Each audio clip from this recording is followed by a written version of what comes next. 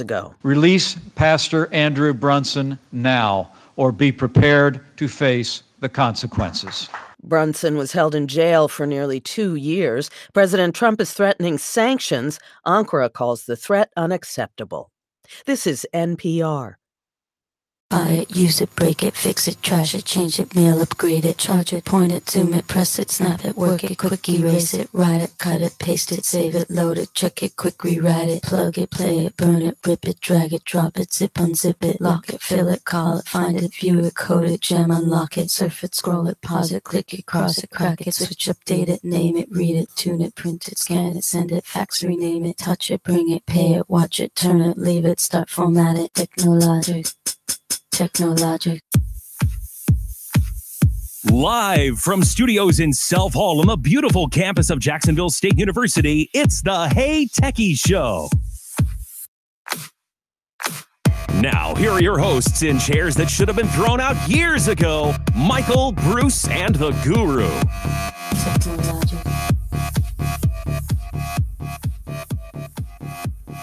Welcome into the Hey Techies Show.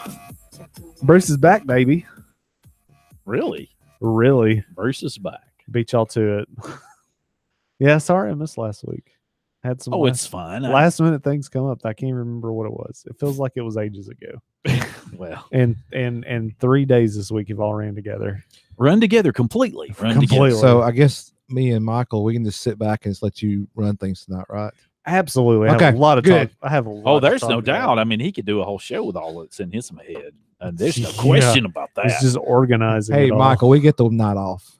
Nah, that's okay. Hey, I'll have opinions. Just go ahead and knock off the rest of the night. Yeah, Bruce you're- got you're this. Good. I'll have You can leave. opinions. That's okay. So what's up, Bruce? How are you? I'm wonderful. How You're are you? wonderful. Yeah. I'm doing Trying to well. fix my Yep, headsets. I there. appreciate it. Guru, how are you doing? I'm doing well. How about you and you And you and everybody you, out there? and you listen. and you watching us. That's right. By the way, this is the Hey Techie Show. And if you would like to be on the show, 256-782. 5600. And as soon as we get the phone in the right place, Yeah, we'll do our best to watch it. I'll try to keep my We keep eye our on. backs to it. Yeah, that's true. Well, Bruce can't see it no matter what. And also questions at heytechieshow.com. And you can watch us if you'd like to at Hey Techie Show. It is through YouTube. So you can either go to YouTube and find the show that way, or you can watch right off the website. Kind of glad we didn't use the Facebook live streaming. We may have to change at some point. Actually, I'm jumping to conclusions. I'm kind of getting ahead of the horse there. oh no, there is They is lost some lots of value. they have. Yes, they did. Which And- they and were what I was never, alluding they, to. I never found value in Facebook. Well, now that is a good point too. Depending on what you like, you may not have ever found value. Well, but The value the to the investors, Yeah. that's Oh, yeah. because they're a publicly traded company Yeah, now. sure. And this is the thing. Is all the revenue they make from ads. Oh And yeah. Well, Well, missed the mark. by a lot. The Mark Zuckerberg. yeah, Mark Zuckerberg missed the mark. You know, they're trying to missed the some of mark. the execs are trying to figure out ways to force him out. I'm really not Mm. sure if that's the best move, though. I mean, and the reason I'm bringing, and I know we'll talk about it, maybe talk about it later if we don't forget and get bored about it, because frankly, the truth is, I can probably speak for all three of us. We really, at the grand scheme of things, don't really care all that much about what really happens to Facebook because it's just a social media site. Yeah, it doesn't I mean, matter. I won't speak for Guru, but definitely me and Bruce. I agree with you on that. I mean, it doesn't affect my life. If it No, goes belly it does up, I not. lose some pictures that are up there that I have backed up somewhere else. I mean, I really don't care.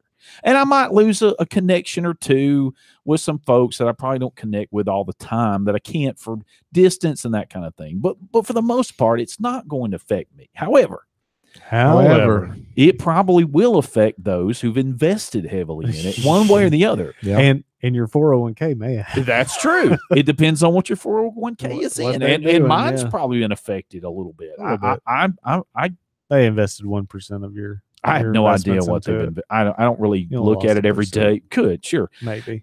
But you know, real quickly, and we'll put we have show notes, by the way, and they'll go up as I get them done. But Mark Zuckerberg, speaking of him, they said he's lost 1/6 of his value. Wow. Is that all?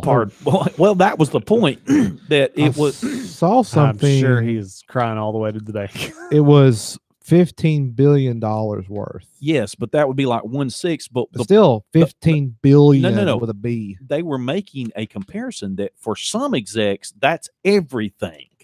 And then It some. would be a sit. The devaluation percentage was almost like everything they So- had. So how how does- does he had 90? So, Michael, how does that compare to the valuation of you as an executive of this show? Oh, please. Because you are the chief techie. Yeah, 0. Well, if you do 1/6 of 0, Yeah. You can't divide by 0, multiply by 0, 0. Actually, it's probably a negative figure. I don't know about those zeros. It's time some cost. That's right. There's some negative numbers in there. Man. So, that's a lot of money. Will they make it up?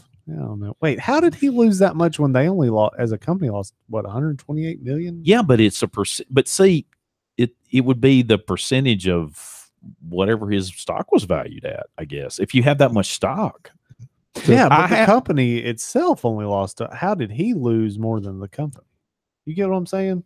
Yeah, I don't know. I don't know that number. I think thought they said 128 million. Is the what last the company lost. lost. No, it's got to be higher than that because it was at Let nine. me It was see. negative 19. I mean, it would have to be if he lost 15 billion, then the company would have had to lose 50 billion. Well, now we're talking about. Yeah, but I think they're basing this off the stock price, not. It's based on valuation because that's They're talking that's the because key it's- here. It's publicly owned.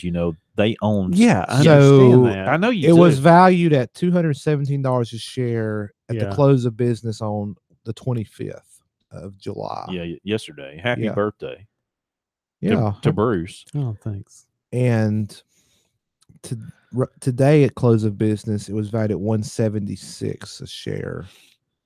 So 217 minus 176. I can't do public math, so that's like $40 Yeah, per $40, share. Yeah, 40. But then you have to multiply that times the number of outstanding shares. Yes. Sure.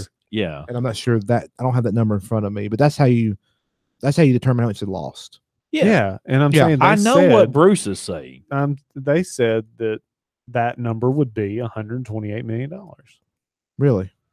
Let's see. I'm pretty trying- sure. Is that not what the article says? Is it not in the article? I don't know. I'm trying to I find don't know what which other article stories- you sources. have. I don't have an article for that. I see the CNBC says the Thursday's plunge knocked roughly 120 billion in market value. 120 billion in market Oh, value. billion. Yeah, in market Billion. Yeah. Then Okay. yes, I can totally see how. According to this, this, they have 2. that, sir, Okay. the math checks out. According, yeah, and this kind of ties into that. Sorry. According to this is the Nasdaq. They're traded on Nasdaq. This is on Nasdaq.com. They have roughly 2.4 million. No, excuse me, 2.4 billion outstanding shares. Okay. It's really So- 2.398 yeah, billion. that math checks out. Yeah. Okay. So multiply that times 40, and there you go. The problem is he didn't carry his one. Yeah. Yeah, I forgot to Carry, carry that the one. B. Yeah, didn't carry the B. Yeah. So Well, anyway, we got that going on. And then there's this little thing of also social networks supposedly not being very open about what they do. We got that going on. I mean, So- can you imagine that? And Which social shocker. media are we talking about? just any of it. Oh, Twitter, So- it doesn't matter. I'm not going to go through the whole debate, but I think everybody knows kind of how I feel about social media. And I have said in the past, it has its positive aspects. But to me, it's just not worth it. But Intelligence Squared had a good debate on the question was, or the motion put forward is social media is good for democracy. I'm not going to tell you the results of it, and you should go listen to it. And maybe some of the perspectives shown on there. And these are experts that are debating this stuff, so it's not just three guys sitting behind some microphones. Chit-chatting. I mean, these people have legitimate credentials to debate this stuff, and a lot of the points that yours truly has brought up were definitely talked Oh, about. I'm shocked. That's shocking. that makes you an expert now. No. makes me better than an I knew that was. so my no, I goodness. mean it's just You're an epic expert. Yeah. yeah, right. so humble. Epic in all caps, correct? the most humble. But so I just say just listen to it. I think you would. What's that thing called? Intelligence Squared? They have debates. And I listen to that podcast. So check it out. I think it's good recommendation there. And maybe how you feel about it, you can get the other side. That's always that's what I look for out of these when they pose those questions, because the whole point is you go in saying, well, yes, I agree with this motion or disagree with this motion, and right. then, or I'm not sure. So those people always kill me. Choose sides. And then from that you say, okay, well, did they persuade me to maybe think differently? And I don't think they made a strong enough Get the case. facts and form your own opinion. Sure. It's a debate, so I mean they could be totally saying false things. There's no fact checking going on. Don't go anywhere. I won't. We have a lot more coming up. I promise. Hey, Techie Show.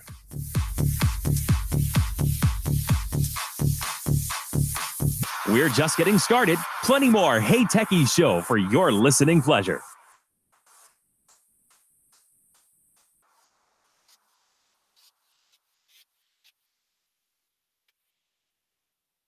The skills you can develop as a soldier in the Army National Guard can give you an edge in the high-tech job market of tomorrow. The Guard offers career training to take advantage of your skills in science, technology, engineering, and math that can help give you a leg up to a high-paying and rewarding STEM profession. Gain practical experience with emerging technology and equipment not found in the civilian world. The Army National Guard can get you started in an array of STEM-related career fields such as information technology, communication systems, special forces engineers, technical engineering, air traffic control, and chemical, biological, radiological, and nuclear science. Get a head start on your career in an exciting new field while earning money to pay for college, all while serving in your own community. Log on to NationalGuard.com or talk to a recruiter in your area to learn about all of the STEM career opportunities available to you in the Army National Guard. Sponsored by the Alabama Army National Guard. Aired by the Alabama Broadcasters Association and this station. This is an Alabama legacy moment. The 375,000 acres that make up the 3 ranger districts of Talladega National Forest were purchased by the federal government in 1936 as part of an effort to restore clear-cut timberlands and farmlands no longer capable of producing crops. The beautiful reserve includes the 102-mile Pinhoti National Trail System and Alabama's highest and second highest points, Mount Cheaha and Duggar Mountains. Sponsored by the Alabama Bicentennial Commission. When a child plays with blocks, the skills of a future engineer, rocket scientist, contractor, and architect are developing. A child on the playground is practicing the skills of a future athlete. When a child creates art, the skills of a future illustrator, author, and artist are being discovered. In a first-class pre-K classroom, children do all these things and discover a lifetime love of learning. For more information on pre-K, go to children.alabama.gov or just Google pre-K in Alabama. Sponsored by Alabama Department of Early Childhood Education, the Alabama Broadcasters Association, and this station. Do you have a product, service, event, or just about anything to promote, but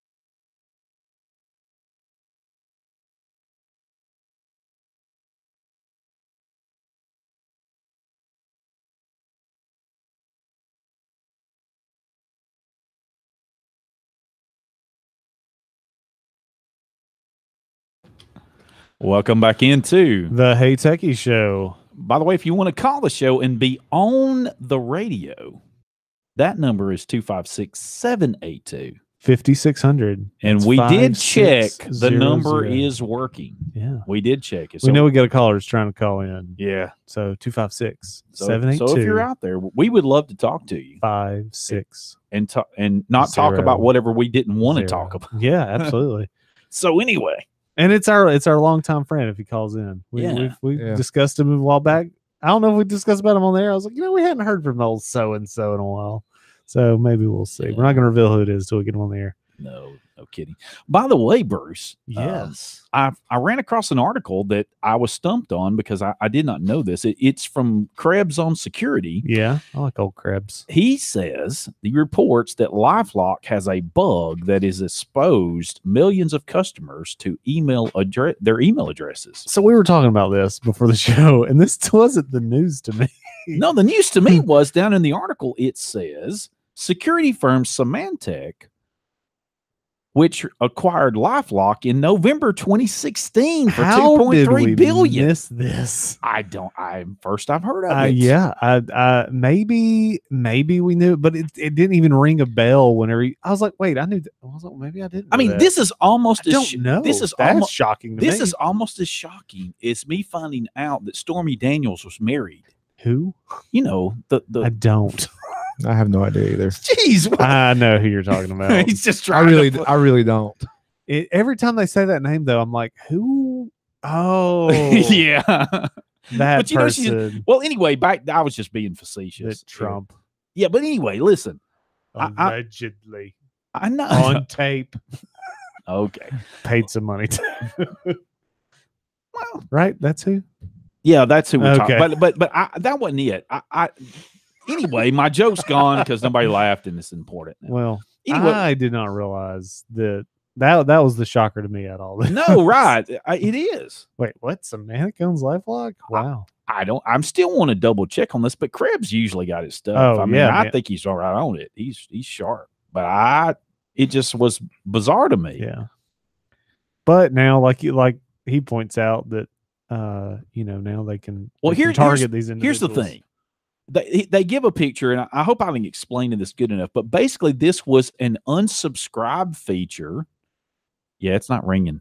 An unsubscribe feature off on one of their pages where you could unsubscribe from some mailing lists. I think that they actually said that an actual external entity was running this. Oh. But part of the way that works is they have a subscriber key and a number that's based on a username. Yeah. The keys were sequential, so you could just change the number. And a person noticed this and ran a script to start downloading and got over 70 records initially, and told LifeLock about it, warned them. According to LifeLock, they said, according to their records logs, that no one else but this person that stumbled across it has accessed that, and they took it down. So that's interesting. Okay. But with sequential numbers? Yeah, come on, people. I mean, so look, I can see, let's give benefit of the doubt. Not that I am a fan of Symantec, period. So don't think this is like bailing them out. But I can see how so much focus goes into other parts of the software development that, somebody just says, well, I'll just do a counter here, blah, blah, blah. And they don't stop to think about that. Now, is that a problem? Absolutely. Yeah. And I feel like schools now are teaching that to think about those type of things, to code securely. But there's so many out there that are just, I guess, from the old school per se, right? But and not stayed up on that, don't even that's not their mission, right? That's not what makes them the dollars, but it's definitely what can lose some. Yeah, but the thing here to note, and the big thing here to note, is it's a phishing attempt. The email they would garner, they would already know these individuals are LifeLock users, and so it would be easy to come up with phishing attempt that would look so real. Yeah. coming from LifeLock that it's going to get a percentage. No, I mean, that's that's all they need. They're like, only going for a percentage. well, my identity got stolen. Good thing I have LifeLock. Yeah, good thing I have LifeLock. Yeah, at least they might could fix it for you quickly, yeah. supposedly. Yeah, So up to $1 million. that's true. Up to $1 million. That's what they say. Well, they took 2. Yeah, well, yeah, but it was your fault. So how does that work? So I think it was DHS released an article earlier this week. I know you're gonna be like, but where's that in the show notes? So I'm going completely off memory here, but they talked about how the nation's grid is under attack, and basically they said the way that the Ruskies are getting through is from these third parties.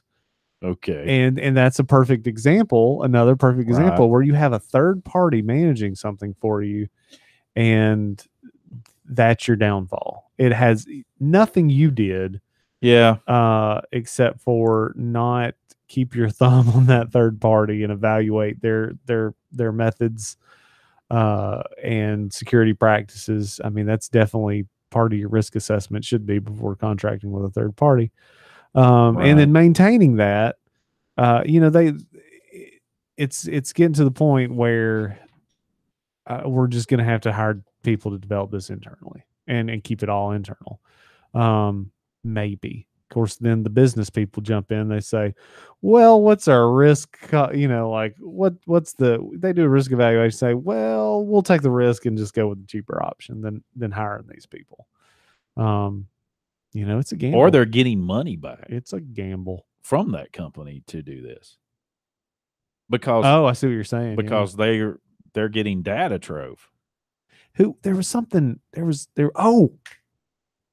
Man, perfect segue. And I don't have the article up. Well, shocking. But 23andMe. Just look it up, folks. 23andMe. Just Google this. Just Google the story. Just read it and just ignore Bruce. See, this lets you know how prepared I am. All this crap just it's in his brain. Yeah. Not even looking at this. I'm about to make notes. It's not even on. I just make it look like I'm doing stuff every once in a while. So 23andMe is teaming up with what is the pharmaceutical company? That narrows it down. I will think Pfizer? of it. No, they're based out of England, maybe. It's not Pfizer. Well, clearly. I'll think of it in a minute. Anyway, who it is isn't important. But the thing is that they are teaming up, and it's kind of funny the way they do it. Oh, they're getting lots of money from Big Pharma? Well, Pharma is investing $300 million into 23andMe, so they can, and they're saying not in exchange for this data. GlaxoSmithKline. Yes, GlaxoSmithKline. Thank you. To be able to use this data to go through and look for solutions to problems that they don't realize exist yet, and that they'll charge way too much money for. So and this is the thing, it's in 23andMe's EULA that once you hand this over, they can use that information, blah blah blah blah blah. And a lot of people are like, well, are you going to offer some rebates to these people? Because they've basically paid you to go out and sell their data. And now you can go in and, I guess, revoke the permissions. Now, anything that they've given out before, they can't pull back. So it's only for future, future instances of them sharing this data that they'll pull it back. Call back. Yes, call back if you just try to call in. Sorry, we missed it. Guru's slow on the. No, it's my fault. Go ahead. 23andMe. Yeah, so 23andMe. So that's what people ask to say. Are you going to offer these people rebates? And 23andMe is kind of like, they agreed to this, and everybody else is like, nobody reads that stuff. They just knew they were getting their family history. So, stop doing this stuff. But this is where I'm so torn, because yes, I totally can see both sides of the debate here. Yes. I think you could advance, civilization so much with this data. but maybe there's a it's research. maybe. It's Yeah, research. I know. But now it's where if they start misusing that information to say, well, we need to go up on Mikey's premiums. He's susceptible to, cancer or hair loss, and he's going to want his hair back. Or we can sell him this pill. We can market it to him that. Get this and Rogaine. it kind of goes along the lines too, not of DNA, but these health insurance companies. Yes, want they would love to get that information. Well, but like the fitness tracking stuff. Yeah.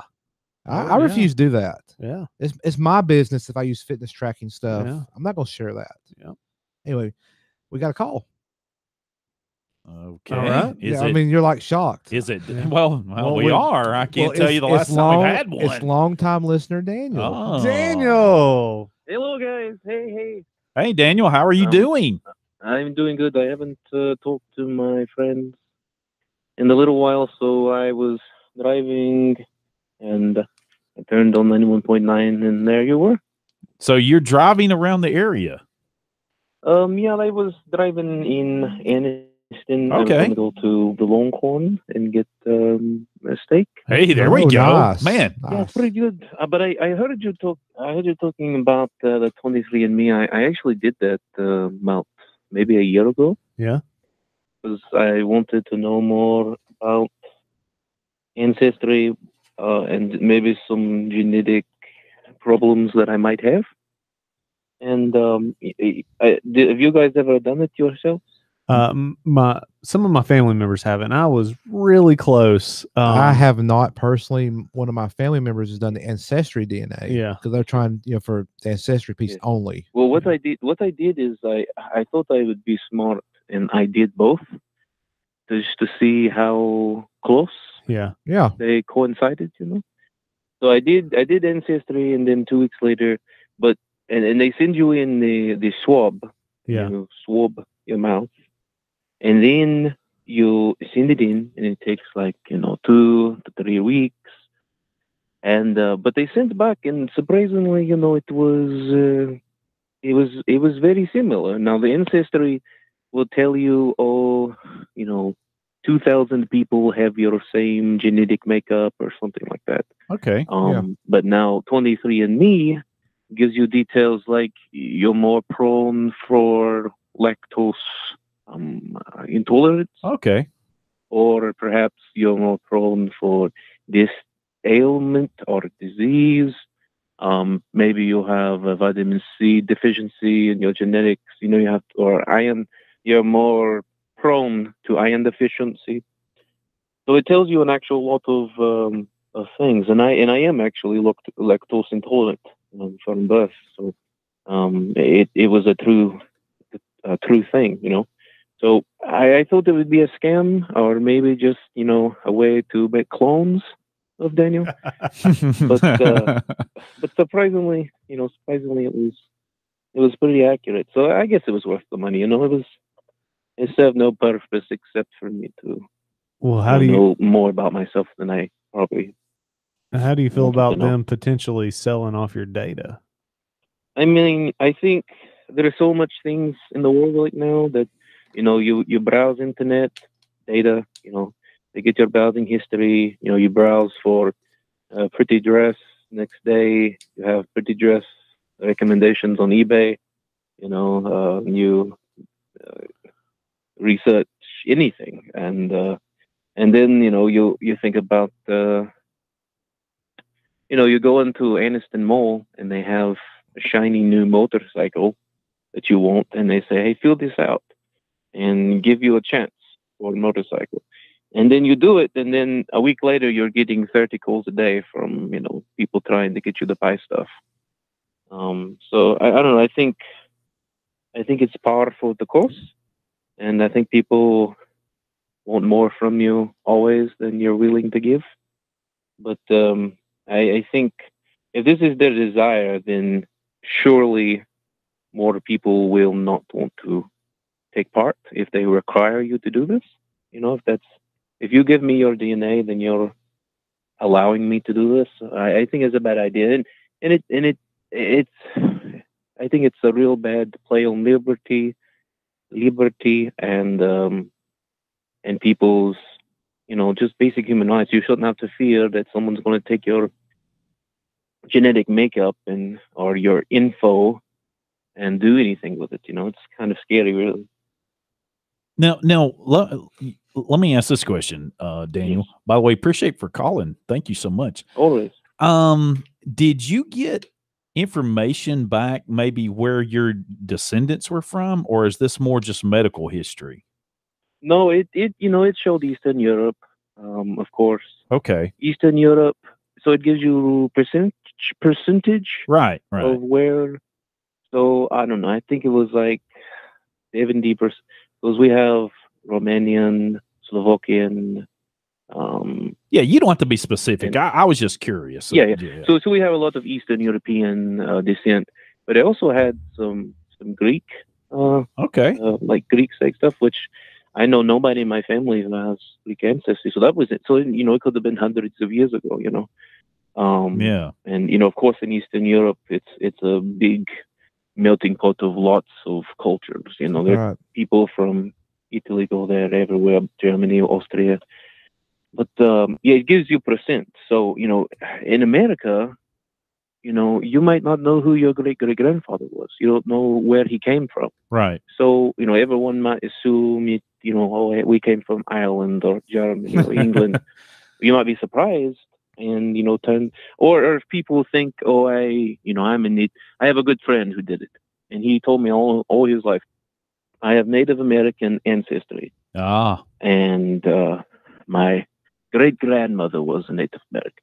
He has 0% Native American ancestry, according to what came according back. to according to the 23andMe. So it was kind of funny because lots of people all over the world can look like other cultures. An Irish woman could look with black hair, could look like a Native American or something. So yeah, I think it's a popular thing for people to believe that, but the proof's in the pudding, the DNA pudding. So to speak. I wonder if there's any statistical analysis of whether any of this could be wrong, like a statistical percentage I'm point. sure there's some. I'm not saying it's high, yeah. but just an anomaly or something. Yeah, and a lot of it is based on their databases. Where most of it they get it from. The one my mom went through and did hers on was based out of England, so that's where a lot of their database was collected. So of course it was heavy, over there, and she found out some I guess some ancestry that she didn't realize she had in her.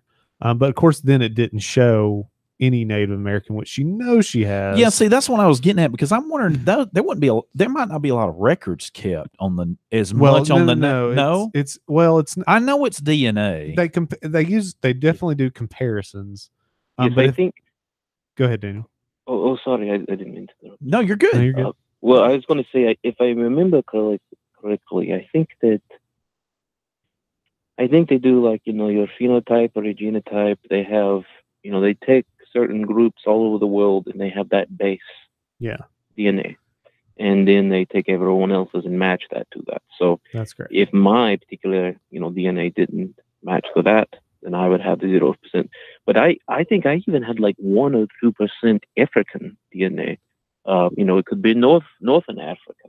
Not necessarily sub-Saharan Africa, but it.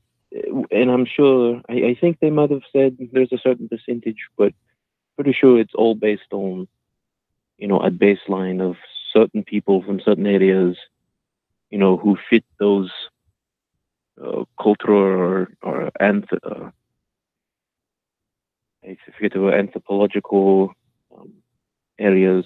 Okay. Whether if you're Chinese or African or American or whatever, but I think there might be some sort of differential percentage difference there. Okay. Well, Daniel, if you're not keen on them sharing your data, I think you still have time to go in and opt out. But know that if on the 23andMe, once you you basically unsubscribe, that closes your account, and then they do get rid of your saliva sample. So you got to weigh that, whether you want them to keep it, if you want to contribute to, maybe some medical science breakthroughs. It's definitely to me, it'd be a tough call. I think today the way I feel is I'd probably keep it in there. If I had already made the decision to go through and have that done, I think I knew what I was getting myself into. And I think you probably did too. But I sort of think about it, like giving blood. You give blood with a clear conscience that it's going for someone, but what if they used it for research there? Let's steal your life essence, essentially. That is true. And I think with donating blood, you do consent to some of that. They can use samples for research. So, well, okay, that brought up something that y'all are going to think is off the wall. It is off the wall. But what if you donated blood to somebody that ended up being like an axe murderer, or you kept them alive? Your blood was the one that, I'm not being serious, that they went and did something terrible, but you kept your blood, giving them was the lifeblood. And then you get cursed for 1,000 generations. No, yeah, that's good, Dave. No, I'm just saying that I'm not tying these two together per se. I don't think of that, and I've donated blood many times, and I do it. Well, no, I'm not saying you should. I'm saying I get what you're saying. An ethical. It sounds like a Stephen King novel. Your blood's in the next murder, and then you die, and you go in Axe Murder's body. You're so okay. So you gonna start writing novels, Michael? No. I'm just. It just struck me a note when you were talking about the 23andMe and knowing what you're getting into is what I'm saying. Yeah. If they might use your data in ways you may not want them to be used, but you do it anyway because of the ways you think they hope. You hope they could use it. Yeah. But they could be used for advantage, but then it also could be used by a pharmaceutical company. Right. But so they can continue making profits. Sure. Yeah. Not to keep everybody alive and healthy forever, because then they're out of business. Oh my goodness. Okay, Bruce. I had one more. Absolutely. I had one more thing I'd like to talk about, if it's okay. Sure. Yeah. So, something I do in my free time when I have the free time is I enjoy Pokemon Go, the phone app. The phone app. What now? I apologize. It's called Pokemon Go. Oh, Pokemon Go. Go. Yes. Oh, yes. Pokemon I know some other people that are playing it too right now. But not so me. Not me. In Jacksonville, we have a group that we play with and that we do stuff with. A lot of really good people, and they're very helpful and nice. And but a problem that I had. So some people who play the game, they're called spoofers. Yeah. So what they do is, sure, they set it home and they use an app. Yeah. To fix the GPS location. Oh, I've heard it. Right? Okay. So some people are very, very against this. They say you're cheating, you're not playing the game correctly, etc., etc.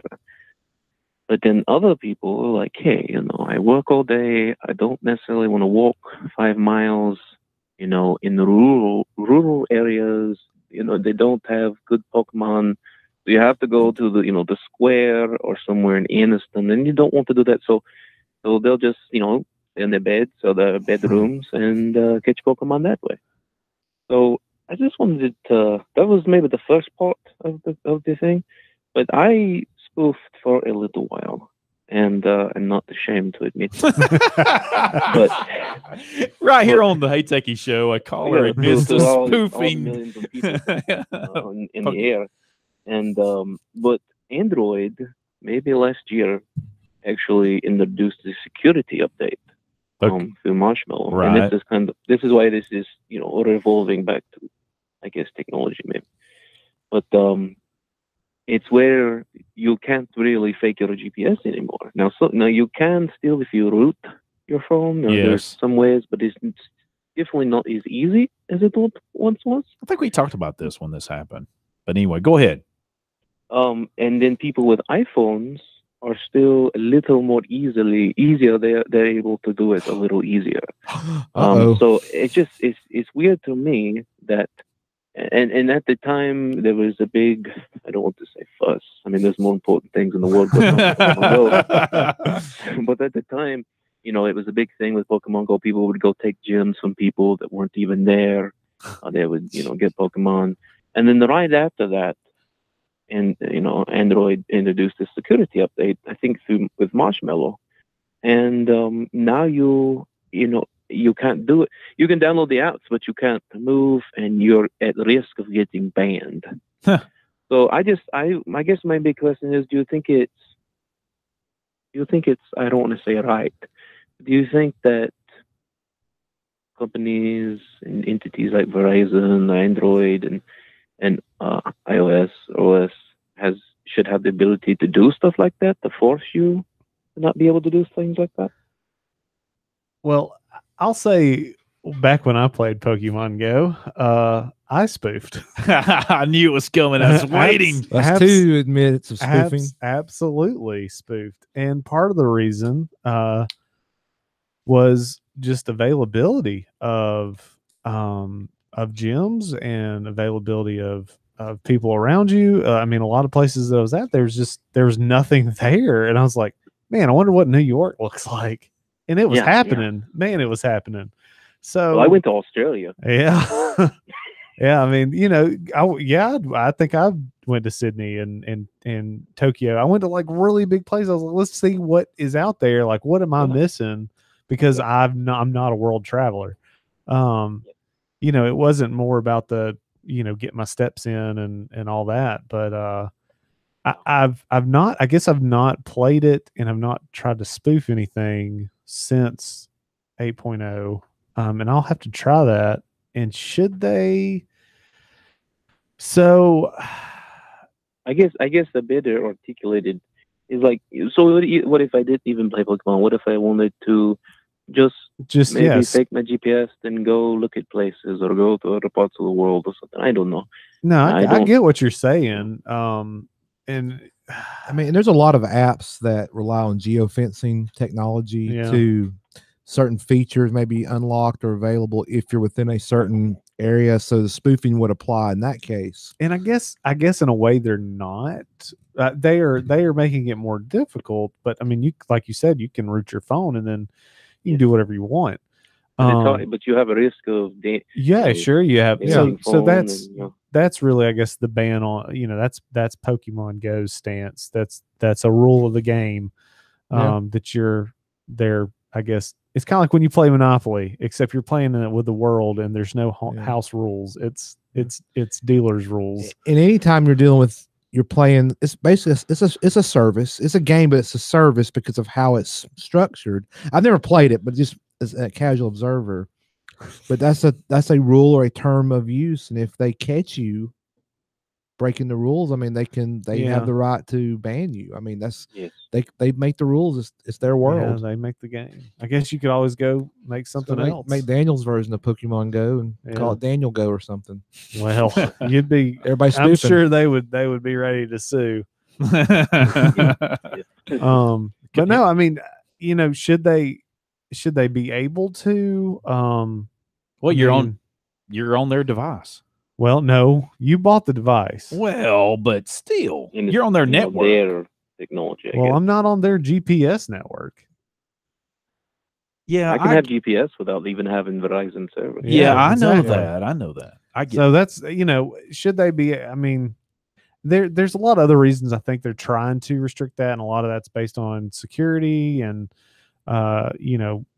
if your phone gets stolen, making sure that somebody doesn't throw it off, that it's somewhere else. Of course, there's so many other ways to lock that stuff down.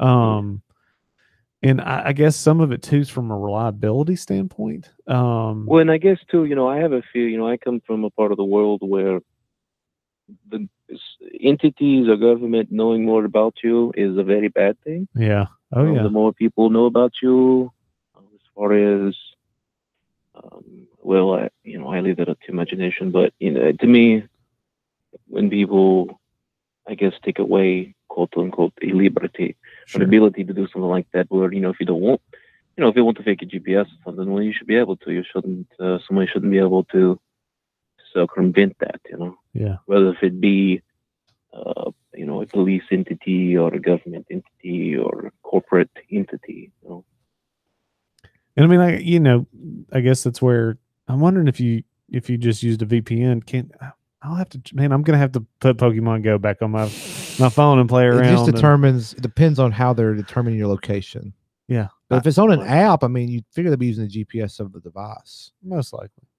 You know, it's different when you have a non-GPS device where it's trying to get location based on IP. I will say this though, Daniel, be careful downloading GPS spoofing apps because you might get more than what you asked for there. Oh, I definitely got a virus one time, and I had to reset my phone because I was trying like all of them, and I started to get like random apps, ads that would pop up on my phone. So yeah, I should have known better, but I was just hungry for the Pokemon. Hungry for I the had Pokemon There we fever. go. There's a statement right there. He goes, hungry for the Pokemon. Yeah. Not in a I want to eat you, but you know, I want to catch you and make you battle for me and do this stuff. Well, I'll definitely check it out, and maybe in the next couple of weeks have some type of verdict out on that. Okay. And let Well, you thank know. you guys so much for talking to me again, and I miss you, and I hope you guys have a good week, and I'll try to call in more often. Okay. Call back anytime. Yeah, thank you for calling. Enjoyed to talk to you. Thank you guys. You have good night, and God bless you. God bless you. Take care, Daniel. Bye. Okay. Yeah, man, I'm gonna have to load up the Pokemon Go. See what we can do here. Oh my goodness. I may have an answer before the end of the show. Stay tuned. Of course, and we'll have to do the rest of the show while you sit there tied up with Pokemon Go. Well, maybe we can talk about some SpaceX or something cool. You're not going to right, hear Bruce. and me and you, You're not going to me hear and Bruce you, until the Guru. rest of the show. Until Well, the show's well, over. that'll be a shocking truth. Hey, Techie Show. Be right back. Don't go anywhere. There's more in the queue lined up just for you.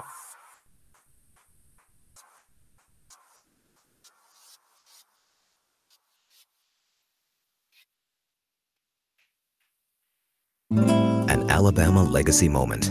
Cheaha Mountain, often called Mount Cheaha, is the highest natural point in Alabama at 2,407 feet above sea level. It is located in north-central Alabama in Cheaha State Park, surrounded by the Talladega National Forest in the foothills of the Appalachian Mountains. This dramatic landscape gets its name from the Creek Indian name for the mountain, Chaha, meaning high place. Sponsored by the Alabama Bicentennial Commission, the ABA, and this station. When a child plays with blocks, the skills of a future engineer, rocket scientist, contractor, and architect are developing. When a child expresses himself with colors, paint, and clay, the skills of a future illustrator, author, and artist are being discovered. A child on the playground is developing the skills of a future athlete. When a child is involved in dramatic play, she's learning the skills of a future doctor, nurse, and veterinarian. In science center investigations, a young child practices the skills of a future horticulturist, inventor, and archaeologist. During circle time sharing, the skills of a future teacher, lawyer, and journalist are being explored. A child reading a story in the library is honing the skills of a future librarian, teacher, researcher, and writer. Future stars are born in the classroom's music center. In a first-class pre-K classroom, children do all these things, and in the meantime, they discover a lifetime love of learning. For more information, go to children.alabama.gov. Sponsored by the Alabama Department of Early Childhood Education, the Alabama Broadcasters Association, and this station. This is an Alabama legacy moment. In the late 1960s, NASCAR founder Bill France was hunting for a location for a new racetrack that would rival the size and speed of Daytona. Eventually, he settled on an abandoned airfield near Talladega, Alabama, and started construction on May 23, 1968. Hello, I'm Bobby Allison, NASCAR 1983 Cup champion and four-time winner here at Talladega Superspeedway as it was renamed in 1989. With 33-degree bank turns and 2.66 miles of asphalt, it's the fastest racetrack in the nation. Bill Elliott set the existing NASCAR speed record here in 1987. Every driver that's run at Talladega has had a wild ride or two. My final win here was over Dale Earnhardt by a fraction of a second. You never know who's going to make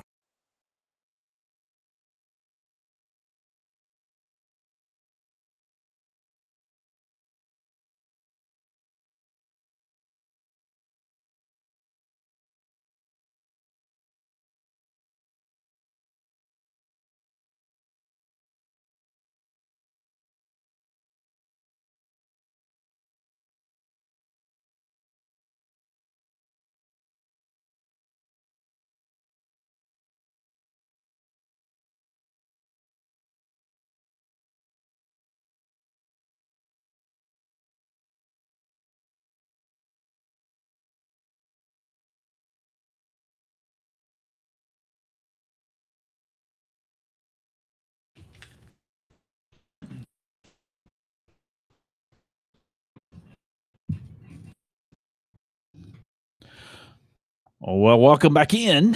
And while we're coming back in, Niantic, who is the maker of Pokemon Go, found a article from July 20th, as a matter of fact. Let's see. This is from TechCrunch. And it is written by Greg Kumprak. Sorry. Better than I would have pronounced it. No, sure. I don't think so. I think you could have actually pronounced it. I butchered. I don't know why I butchered that. But anyway, sorry, Greg. Apologize. Not that you've heard me, but hey, whatever. Hey, he may be listening. Nah, I don't doubt it. Let's see here. The policies, I say, getting banned for cheating is nothing new in Pokemon Go. They've been big old ban waves every few weeks for ages now. The policies have never been totally set in stone, however, at least not publicly. Like many of the game's mechanics, the players... What's that? This is my phone. Oh. The player base has had to share info amongst themselves to figure out the offenses and their relative punishments, from slaps on the wrist to lifetime bans. Apparently, Niantic, am I saying that right? I think so. Has published the proper 3-strike discipline policy. Okay. So apparently there is 3 strikes and you're gone, from what I'm gathering. So on the first strike, you get a warning message, still be able to play technically, but you won't see anything even remotely rare for 7 days. On the second strike, they'll close your account for a month. On the third strike, the account is banned for good. So I guess you'd have to have another account and figure out how to get around that. And it goes on to say, if you think you got stuck in the crosshairs by accident, Niantic has an appeal process for that. So anyway, that goes to what Daniel was talking about. Yeah. So Daniel, I already have an answer to your question. Oh, here we That go. was quick. See, hey, Techie Show. So I used the same app that I used to use whenever I was, because I didn't play. I'll be honest, didn't play Pokemon Go a whole lot. Right. I'm only like level 12. Don't make fun of me. 12 levels more than I. But I use the app, which I'm sure it's at the top, but it was fake GPS Go, free. It contains ads. You know, like the first ad it had was for Audible. And viruses, maybe. No, this one. And they've got a pro version that you can pay $3 for, which if you are an Android user and you want some free, I guess Google rewards is a great way to take surveys, and they give you money, and then you can just buy the app, and it's like you didn't pay any money for it. So what I did was install that app. Well, you have to make sure that you have developer options available. And the way you do that, if I remember correctly, you got to go to system, and then I think hit about phone like 5 times, and it turns developer options on. Just Google that point, how to turn developer options on your phone. And now I have a fully unlocked non-rooted phone. So I bought my phone outright from Google. So there may be some restrictions that Verizon or whoever's done on there. I don't know, since I don't have one of their phones with all their bloatware on there. But so I just picked like a random spot to put me in somewhere in the woods, way up in North Alabama, and it put me there. There was no Pokemon there. But we were talking in a break. There's a bunch of Pokemon right here. Yeah, I can see them. Okay, you can see them. So I can't see them. I'm uninstalling Pokemon Go. So I answered your question. Oh, I was going to get you to see if there was stuff right here on me. No, Pokemon it wasn't. The closest thing thing was out there, and I'd have to get up and walk away. So, or just turn them up and just move me over a little bit. Sad day. And that's another no thing. Pokemons on me. Man, that's another thing I'd do. I'd kind of keep it relatively close, so it wouldn't like, hey, I'm in Australia, now I'm in New York, and now I'm in California. And like, how's this dude getting all these things? Yeah, they probably got some algorithms looking for that type of stuff. Yeah. So, you know, I would keep it like, man, that's just over there. Like, I don't necessarily need, like, I'll move myself just a little. He probably wouldn't trip their algorithms. Yeah. Doing so, you know, interesting. But you know, have your Pokemon going. That's right. So try it out. Let me know. But definitely make sure you have developer options turned on, because in there, I didn't say that. There is actually, let me pull it up to make sure I'm saying it properly. So under system developer options, there is we're pegging the geek meter under tonight. debugging. Under debugging, there is select mock location app. Oh, so then you just select your mock location app. Bada bing, bada bing, bada boom. You're in London or Australia, yeah, or New York City, or wherever. Istanbul. Exactly. So have fun with it. Let us know if it worked. Don't let us know if it didn't. We'll just assume it did. Who's making all kind of noises? I think somebody don't have their laptop muted. I don't know who that is. I can't imagine it being Bruce. That's Not. shocking. The talent never makes any mistakes. That's right. Sure don't. That was your phone, your computer. So yeah.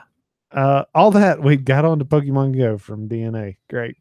Hey, that's what it's all about here. That's right. We go from thing to thing to thing. That's What's right. wrong? What's wrong with that? Oh, absolutely nothing. And we're going to do a lot of other things in our dose. Oh wow, that was in unison. Coming up here shortly. But anyway, yeah, we don't have much time. No, Bruce is going to break his headsets. I am. I do want to talk to you about cord cutting, though. Absolutely, we will. Because you're thinking about it, but I know I'm not actually. I know I am not. I want to stay. I want to stay married. I like my cords. I intend to stay married, and if I end up not being, it won't be because of that, because that's not worth it. Because you'll still have TV. You're right. I really think you should, man. Well, I can't tell you why I'm not over the air. I will do that off the air. Sure, okay, I understand because it's too that. personal. Yeah. Hey, Techies Show. Be right back. You've listened this long, so stick around for our dose.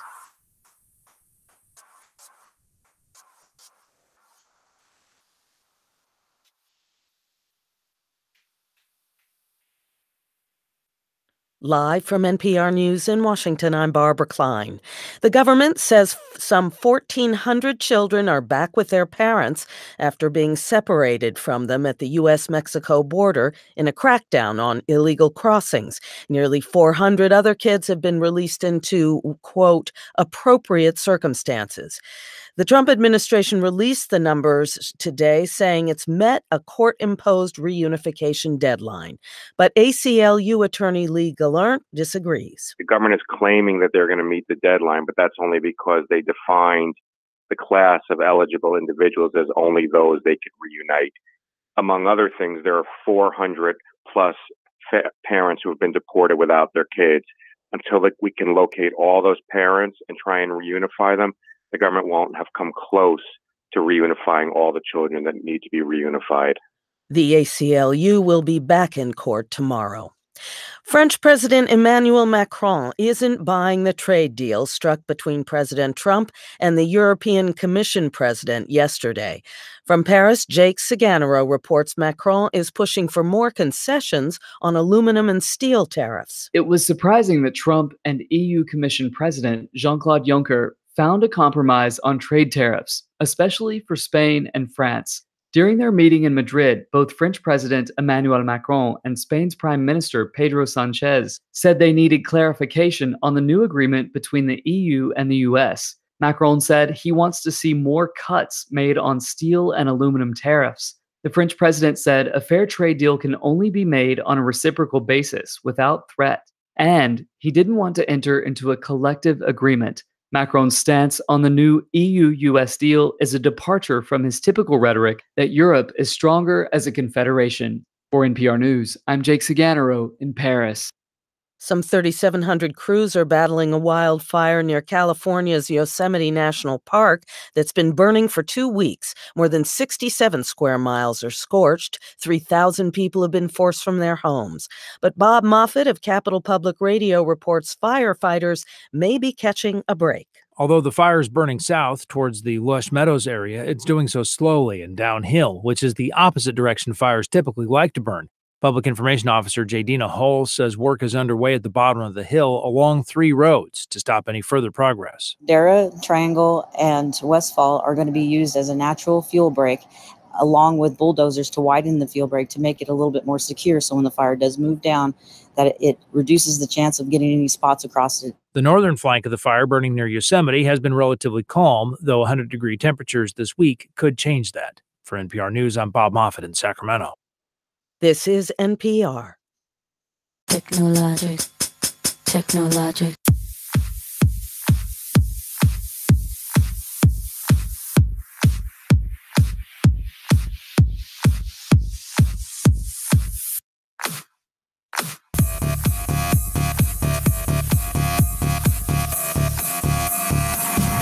Use it, break it, fix it, trash it, change it, melt, upgrade it, chart it, point it, zoom it, press it, snap it, work it, quick erase it, write it, cut it, paste it, save it, load it, check it, rewrite it, plug it, play it, burn it, rip it, crack it. Welcome back into the Hey Techies show. Oh man, our dose. We're having so much fun here, and I promise it will be. It's probably that. It's probably gonna be full of technical difficulties. We've already had one starting off the. I didn't even. Well, if you hadn't told anybody, no one would have noticed or known anything about it. I about brought up this channel while the intro's still playing. I did that last week, by the way. Oh, I know. I was ready to bring this back up, and I was like, "Oh man!" So before we get on to the cord cutting, and before I before I lose this thought, since I was not here last week, yes, we've got to talk about old Muskie. Yeah. Yeah, we did. We talked about some of it, but we didn't talk a lot about the world. I know, like I'm a couple weeks late on this because I haven't been here. Yes, go back and listen to the shows. His tweet, man, I'm way behind on my podcast. I'll be honest with you, I'm way behind. I have like 20 episodes in queue right now. Look, nobody can make sense of what he did. I'm sorry. Well, whenever I saw it, I was like, so how long before we find out his account was hacked? I don't think so. Or he says, sorry guys, I was on mushrooms or something. Yeah. I was like, this just seems like it was very out of character for him.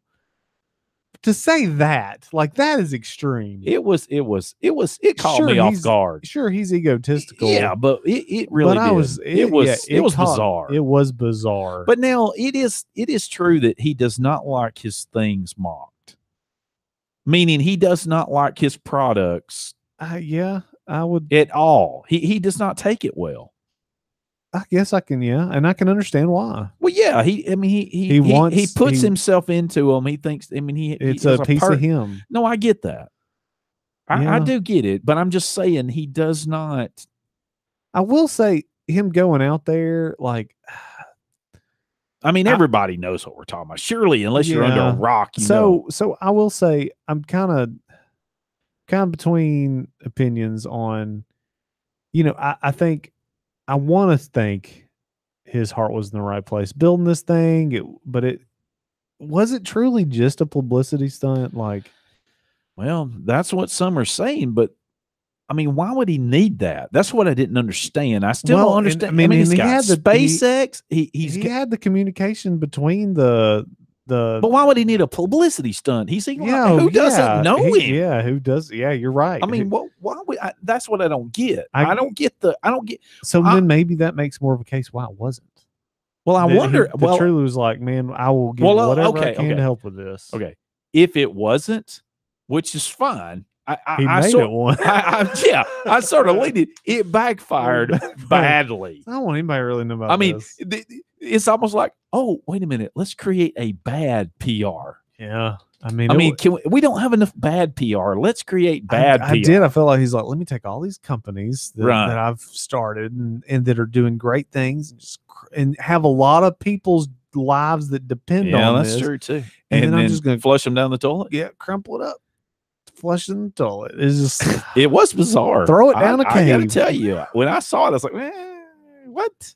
Yeah, because I was shocked. Yeah, I think everybody was, except for probably his harshest critics. They were like, "Oh, jump on this." Yeah, well, that's always true. But yeah, it was definitely a head scratcher there, and for a couple of days to be. Oh yeah, to be and honest. and he doubled down on it. Now I haven't seen that. Well, You're gonna yeah, I have to mean, he inform did. me on that. Well, yeah, I was saying he didn't back off of any of it. I mean, he pretty much doubled down on what he said. He like, did. I meant what I said. Yeah, I mean, but I'll tell you what. I'll tell you this. I'm still under the influence of mushrooms, right? I tell you this. Actually, and I know I've said this before, but that's almost refreshing. Even though I just wish people. Well, what I'm saying is, stick with what you believe. I mean, if you, I'm not saying he was right. I'm just saying. Well, I mean, you got to admit when you're wrong. No, I know, but I don't think you should do things like I can't stand to see. Oh, that wasn't me. I don't know how. Oh, yeah. I mean, that is so irritating. So what's the guy? If you tweeted something, you tweeted it. What's the guy that he directs the Guardians movies? And yes, and I know. And I think his response was what everybody's response should be. Like, I didn't see the response. I know it's a big brouhaha. Yeah, and people were petitioning because I mean, so this is the thing.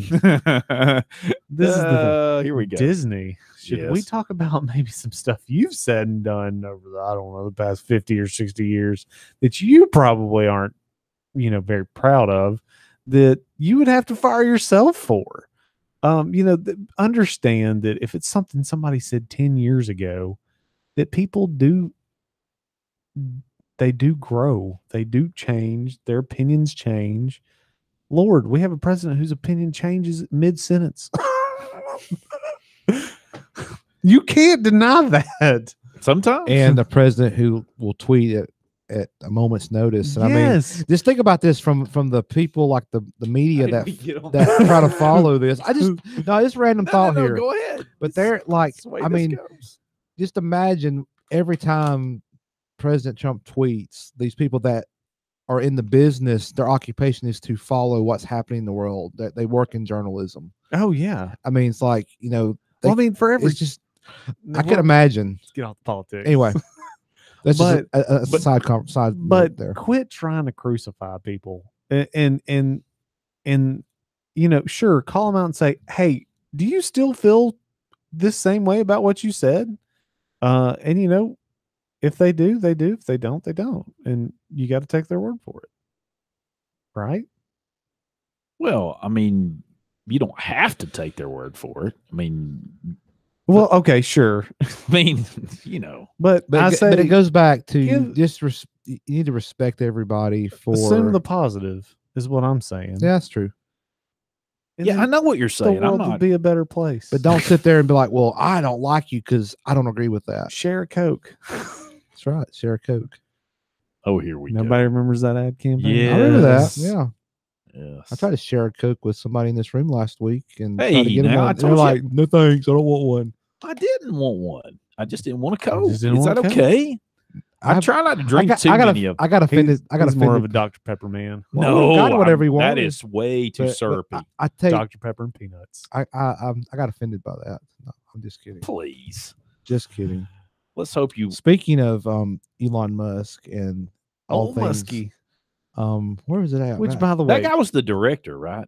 He was the director. Which, by the way, did we coin that and make that up, or have other I'm people sure said old Muskie before? We've us? coined nothing. Okay.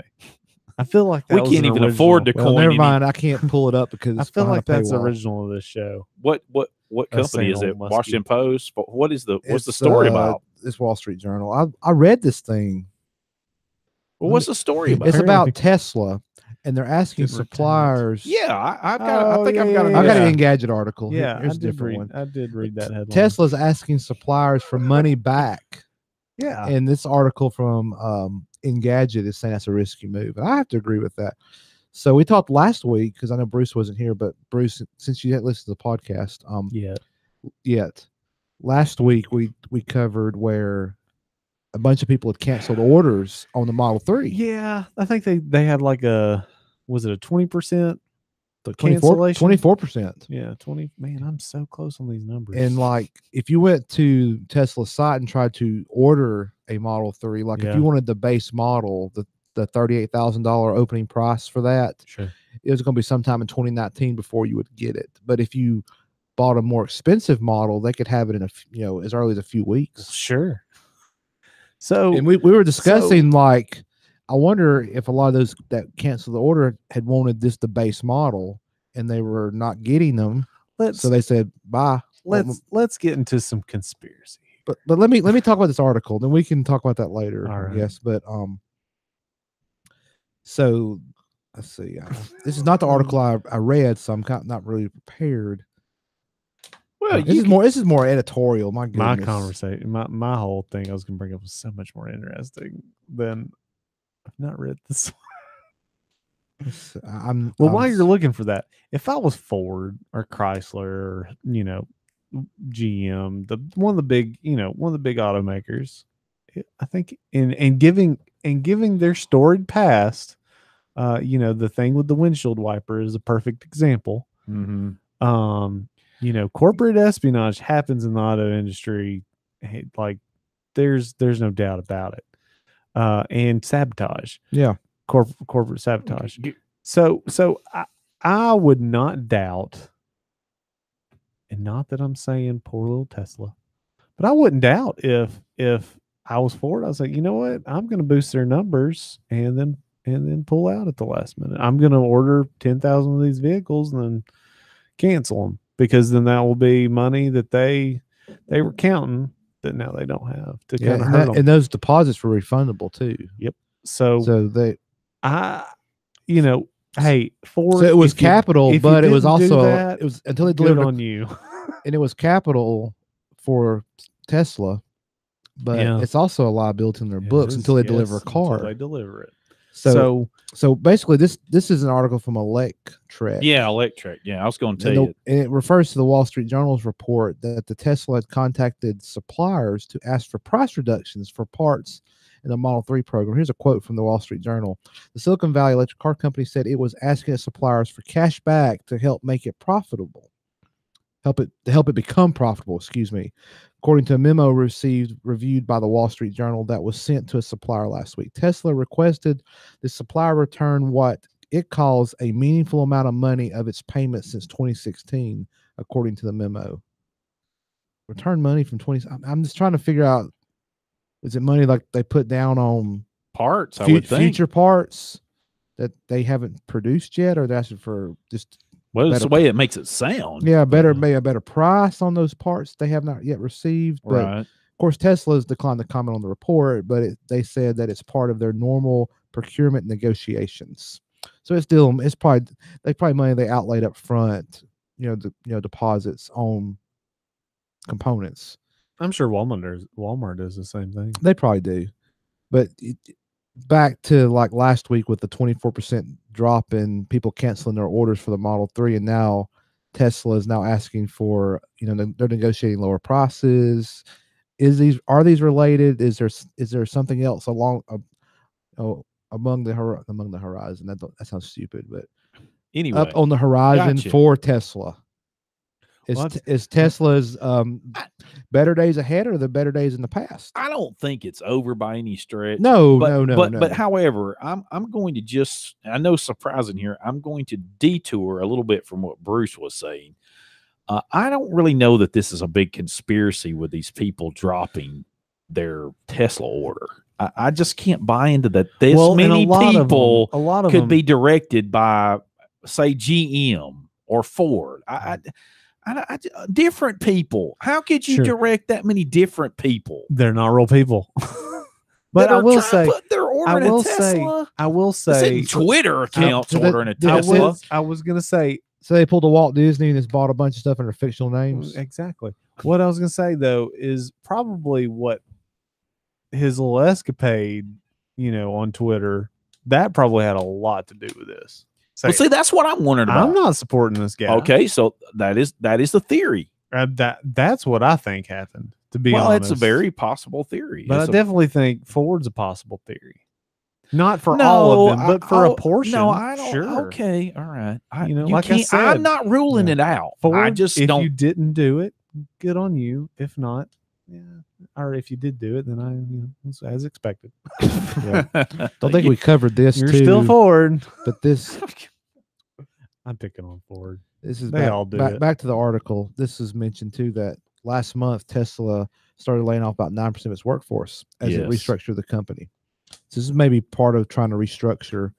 We'll see. Man, I will say, to be determined, to be you know, continued. to go on this, some battery technology. What was I watching or reading?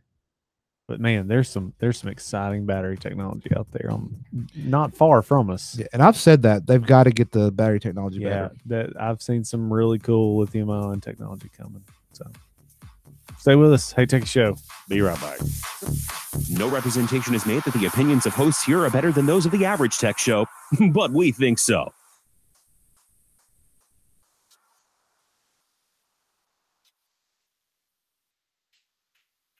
This is an Alabama legacy moment. The Little River Canyon National Preserve, located in Cherokee County, was created in 1992 by an act of the U.S. Congress and was dedicated as a unit of the National Park Service. The area's focal point is the Little River, which flows along Lookout Mountain and is an outdoor recreation destination. Small waterfalls, sandstone bluffs, trails, creeks, and streams draw visitors to the area. Sponsored by the Alabama Bicentennial Commission, the ABA, and this station. When a child plays with blocks, the skills of a future engineer, rocket scientist, contractor, and architect are developing. A child on the playground is practicing the skills of a future athlete. When a child creates art, the skills of a future illustrator, author, and artist are being discovered. In a first-class pre-K classroom, children do all these things and discover a lifetime love of learning. For more information on pre-K, go to children.alabama.gov or just Google pre-K in Alabama. Sponsored by Alabama Department of Early Childhood Education, the Alabama Broadcasters Association, and this station. Alabama legacy moment.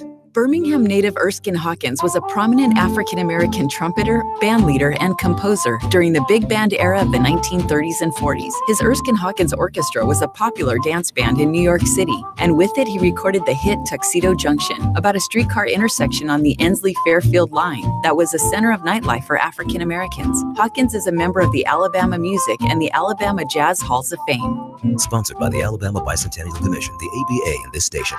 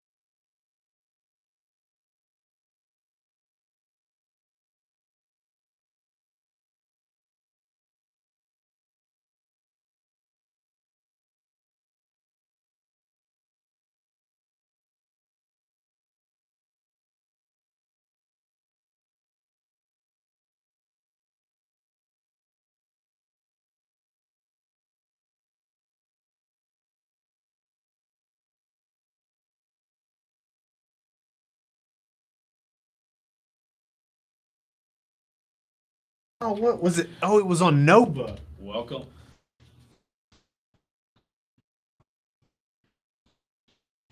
So glad everybody could make it in tonight. And 256-782 5600. And you can be on the Hey Techie Show. But Bruce was looking up something on batteries as we were in the break. He was just trying to teach both me and the Guru about battery technology in 32 seconds or less. He's doing such a good job. Wow, did I really watch this? This program was almost an hour long. So it was on Nova, which is a PBS show, and it's search for the super battery. Definitely suggest going and watching it. It's great. Okay, Bruce suggests watching Nova. Search for the super battery. The super battery. And of course, since it's PBS, you can watch it online for free, or on your Roku app, or I'm sure they've probably posted on YouTube. It's things like that that's going to be the holy grail for electric cars. Yeah, and it's like I really want you to see this, especially what I'm talking about, that wafer thin battery. Yeah, I mean, I'll watch it. It's a lithium battery. And the guy takes scissor and just cuts straight through it. Whereas normally, if you puncture a lithium ion battery, yeah, this big runaway fire and So Yeah. it's so neat because it was so thin and like they have an LED light plugged up to it and he's just like cutting away at it and the light just stays on. And of course, when he cuts away so much, you can kind of see the light dim a little bit and you're like, oh, that's so cool. Like that guy's just made a huge breakthrough and it's gonna be awesome. It's gonna be awesome, huh? Awesome sauce. Awesome sauce.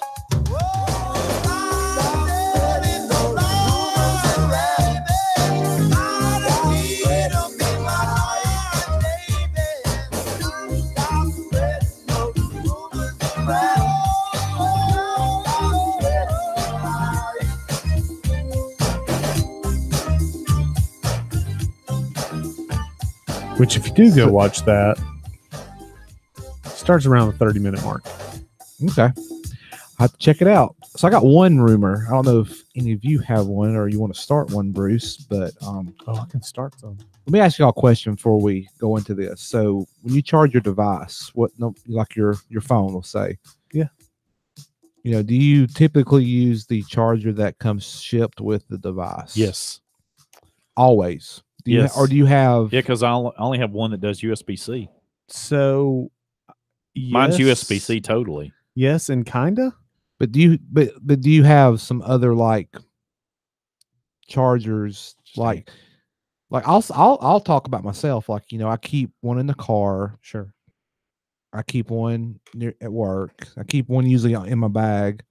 So I have one, and I have one that's always plugged in right there by my bed, so I can just Oh, I'm sorry. I misunderstood. You have phones that go down after 48 hours. No. I apologize. I misunderstood that. Oh, I'm sorry. I only have to charge mine every 2 days. My phone is at 77%. I'm so sorry. Thank I you. apologize. I charge it every sorry. night. I apologize. So go ahead, Kieran. So I say that because let me talk about this rumor. This is from 9 to 5 Mac. This year's iPhones may require an official USB-C charger for fast charging. And I did say iPhone and USB-C in the same sentence. So the article starts off by saying, if you were hoping to benefit from fast charging this year's iPhone, that may not be possible with many third-party chargers. They've been hearing increasing reports that this year's iPhones will, for the first time, be supplied with USB-C cables along with an 18-watt charger capable of fast charging. That's the good news. USB-C, we've been saying that for a year. Why don't Apple have USB-C? Yeah, that is still a rumor. Well, this is rumor. We're in the rumor segment. Right. 18-watt charger capable of fast charging. That's good because if your device is low on power, you went 48 hours with it and you forgot to charge it after the 48th hour and it's dead. But you got to be at work like in an hour. I need some juice. So anyway, but that's the good news. But the report last week said that supply constraints mean that the official Apple 18-watt charger won't be available for purchase separately for some time after the launch of the new iPhones. And a new report today, or at least today this article was written, suggests that buying third-party chargers may not be as simple as it seems. Mako Takara cites multiple supply chain sources stating that fast charging only be available from certified chargers.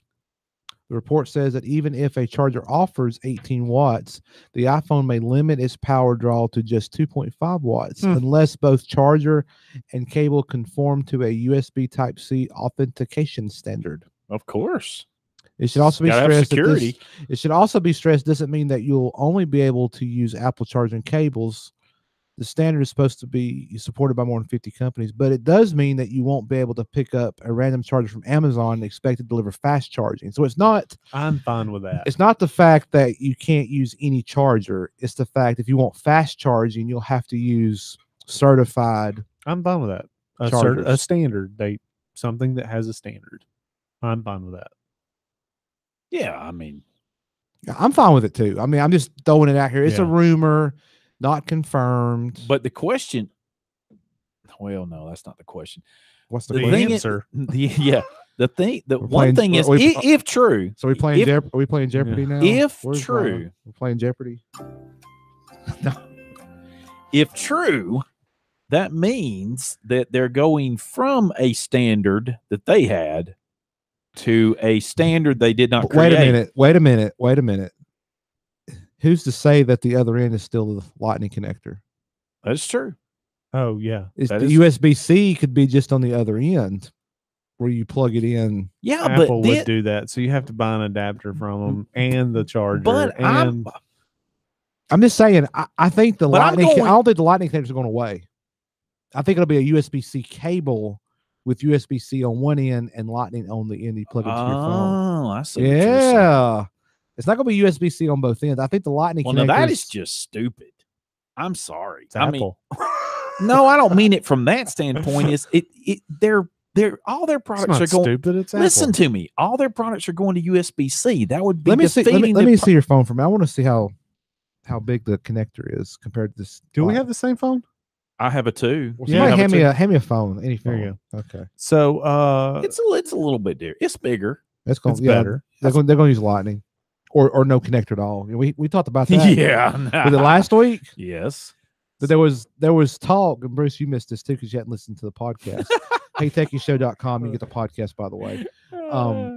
There was some. It's not really a rumor, but we'll call it a rumor. There was some discussion internally among Apple when the iPhone 10 was to be, was being designed and to be released. It was to have no plug, like no lightning connector at all. Oh yeah. It'd be totally wireless audio, wireless Using the charging. Qi standard.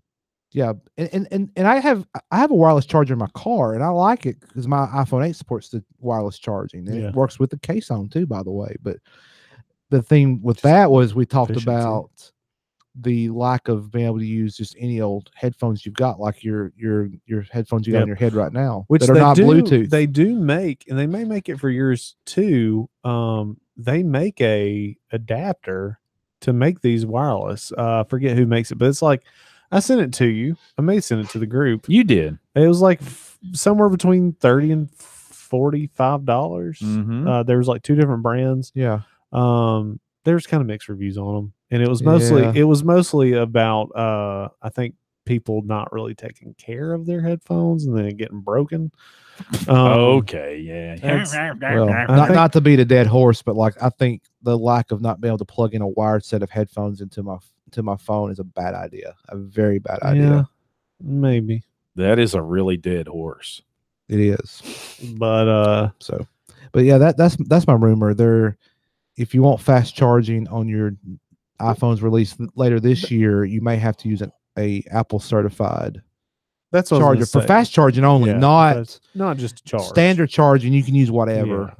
Well, I will say this: you'd asked, "Do I use the charger that came with my phone?" I said, "Kinda." Okay. Because I, Google, but I bought another charger from them that was a dual. Oh. It actually has 2 USB-C ports, But it's a on genuine charger. Yeah. It's a Google, branded charger. Yeah. So I keep one at home, one at work, one in my bag, and then the only place that I charge my phone that isn't on a standard charger or one of those chargers is in my car, and it just uses a standard USB, but it's one of the USB-C cables that came with the phone. Yeah. So I don't get quick charging there, and I really don't care because of my drive every morning. I get in the car and it's fully charged. You're just keeping it topped off while you're Yeah. driving and playing podcasts or Spotify Exactly. or whatever you're doing. listening to the Hey Techie Show. That's right. You can get those at Yeah, HeyTechieShow.com. On his ride to work. I will All say 133 episodes. I will say Right. security now. I think I'm up to 2.5 times speed. Really? Yeah, and I can still understand every word. of it. Seriously? Yeah, I don't know. And how. Steve Gibson, I mean, he's not a slow talker by no stretch. Lord, you go back to regular speed, and he sure is. Like, oh my God, spit it out, dude. Let me check. Let me see what. So while he's doing that, let me talk about SpaceX real quick. Got a couple things. And what are you doing? Are you going? Anyway, I mean, let me ignore Bruce. Please. So go ahead. So far, in the last week, since the last time we spoke to you on air, SpaceX has had 2 different missions, both successful, and they both landed the first stage on their little barge ships.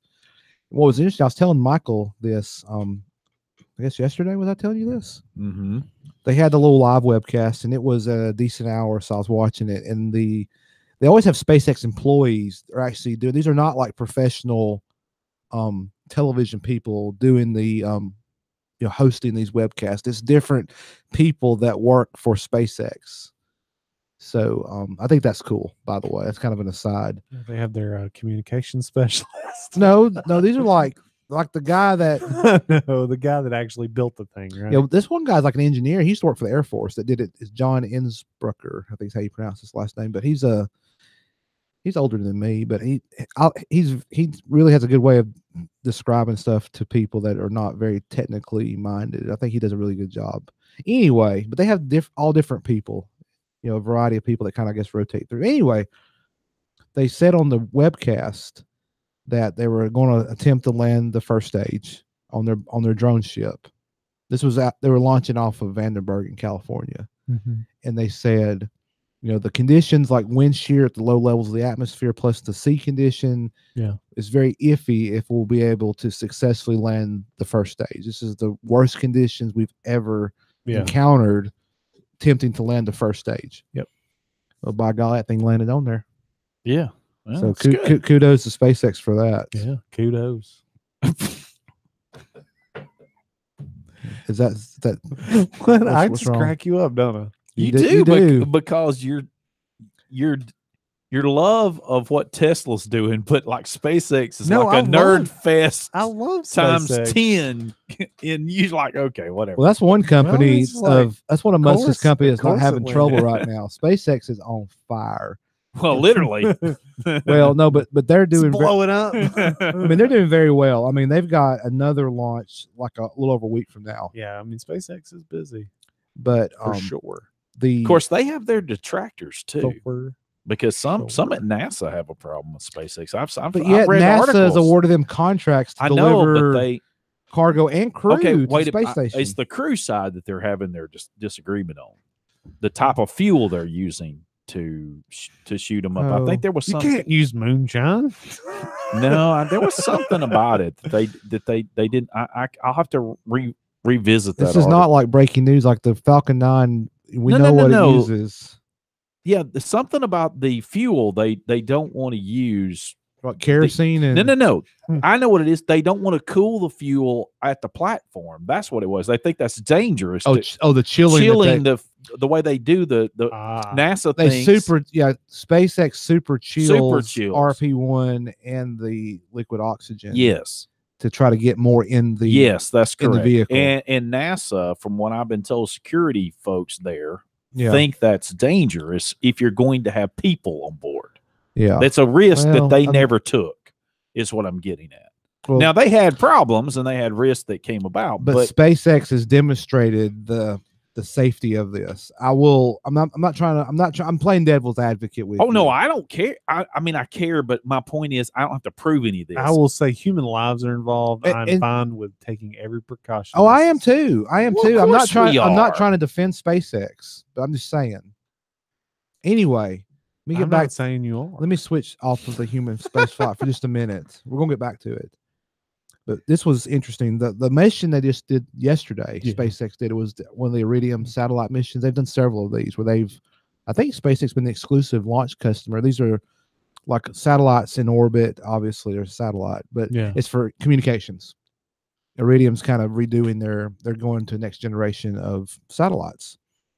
And the CEO of Iridium was quoted by the press that he says we have saved $300 million by using SpaceX to launch our satellites compared to the next cost option, the next most expensive, the next one up. Yeah. In terms of cost, $300 million they've saved. Wow.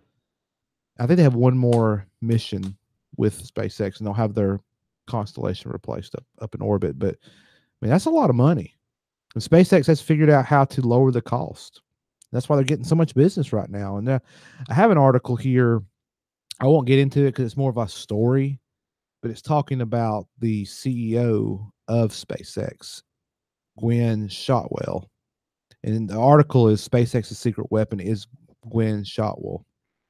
So we'll put the I link think in I the saw that article. Yeah, it's from Bloomberg Business Week. I've read through part of it. It's very long.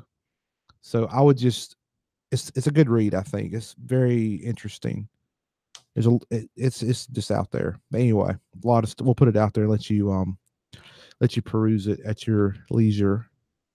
But there was something here. There was a delay with Boeing with their human spacecraft, because there was supposed to be an announcement coming up soon where they were going to announce who these first astronauts are going to be on the SpaceX mission 2 station early next year, but they've delayed that because I think they were going to talk about the Boeing.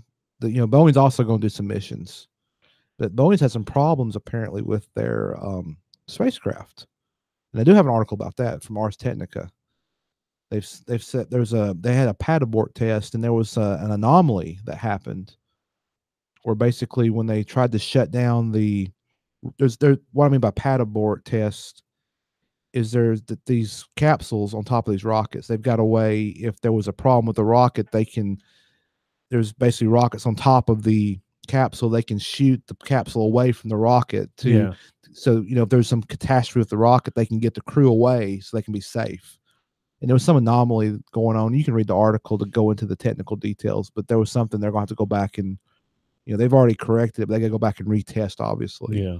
So it's kind of set them back. But there's another article here. It's from AL.com. It says Boeing and SpaceX delays may mean a gap in access to the space station. The shuttle was delivering U.S. astronauts and cargo to station until 2011 when they retired the shuttle. Well, NASA went with that crew commercial program to do crew and cargo. Yeah. And SpaceX is one of the vendors that got part of that deal, and they're already delivering cargo to the station, but they have yet to deliver humans. As we just discussed. But there's been some delays from both, and Boeing's got some of the contracts too. But there's delays on both sides, like we just discussed with Boeing, and there's been some with SpaceX too on the human side, obviously. And they're saying that what's been going on with the human side after shuttle was retired is we were paying for rides on Russian spacecraft to get our American astronauts to. I think we've been doing that. Yeah, we've been doing that since 2011. Well, we have purchased seats on these flights through 2019, and there's not any more. There's buying more seats is not an option, partly because Russia can't build another Soyuz in time. So once what we've already paid for to Russia to get our astronauts up there, once that time passes, if this other stuff's not ready, there's going to be this gap of American astronauts at the space station. Yep. And then Russia gets to claim it. Been here the longest. Don't they have a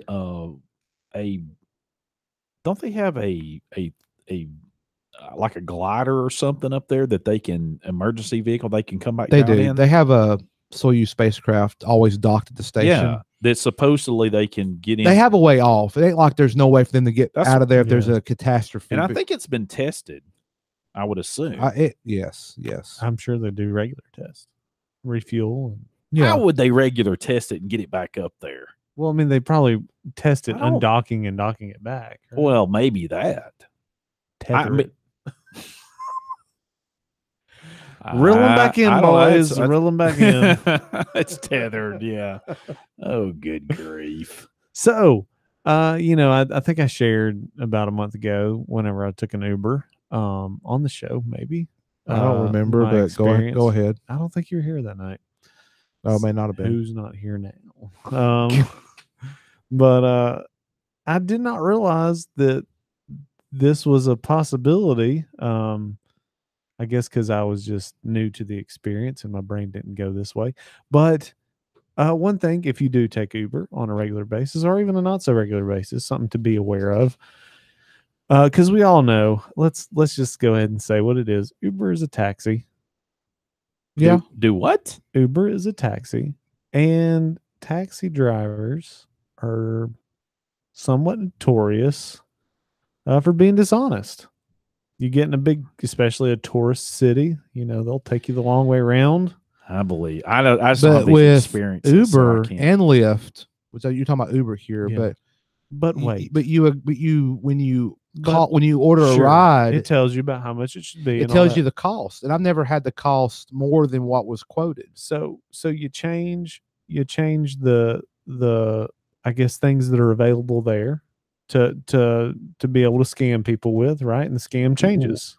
Change what are you changing? So they've taken away that ability to scam the person that way, right? So what are they scamming people with now? And that's called vomit fraud. Where you get in your Uber, it's totally fine. You get out, well, all of a sudden the driver says, "Now there's this stain in my vehicle." And you get charged a stain fee or a vomit fee. Really? I didn't know that was a thing. I did not either. And were you the victim of such? no, fee? I was not. Okay, I'm just asking. Just asking. But I'm saying I could have been, and I didn't even realize that was a thing until recently. And these drivers will, they probably already have a stain there that's always there, and they just charge it to whoever and eventually get that money back each time. And a lot of people don't notice it sometimes because it's on their credit card, right? They don't notice it till the end of the month, and they're like, and then they're what was this disputing. ride? $50. Yeah, or whatever. Well, this is the thing, that those charges can be like $80 to $150 for this stain charge. And it's kind of hard. Uber ride. And it's kind of hard to refute it. And Uber's just like, well, I'm sorry, there's nothing we can do. I would. That's called. I would say dispute it with the credit card company. Exactly. I would say, like, how can you prove Bill Clinton's never been in the back of your taxi? I mean, I just, it's not my stain. Yeah, well, I'll say this: I've switched more to Lyft than Yeah. Uber, and I've seemed to have more friendlier drivers on Lyft. well, I've not. I mean, that's just my opinion. I've only done Uber once. They're lifting you, not done Lyft yet. So giving you a lift. Maybe Lyft will be the next one. But I'm just saying, and I'm sure Lyft's got the same issue. Yeah. I'm afraid to ask, but you have a backing up article to this. It's just I do. Oh, okay. That's just you can. Michael's thinking ahead. He's got to put something in the show notes about just this. curious. Some sort of source material. Right. I was thinking of source material. Well, I mean, it's just something to think about. I didn't, that had not crossed my mind. So, well, when the Hey Techies show comes careful. back, we will be winding down this wonderful 2-hour escapade into tech. Hey Techies show. Be right back. HeyTechiesShow.com. Open 24/7, as long as we don't forget to pay the bill.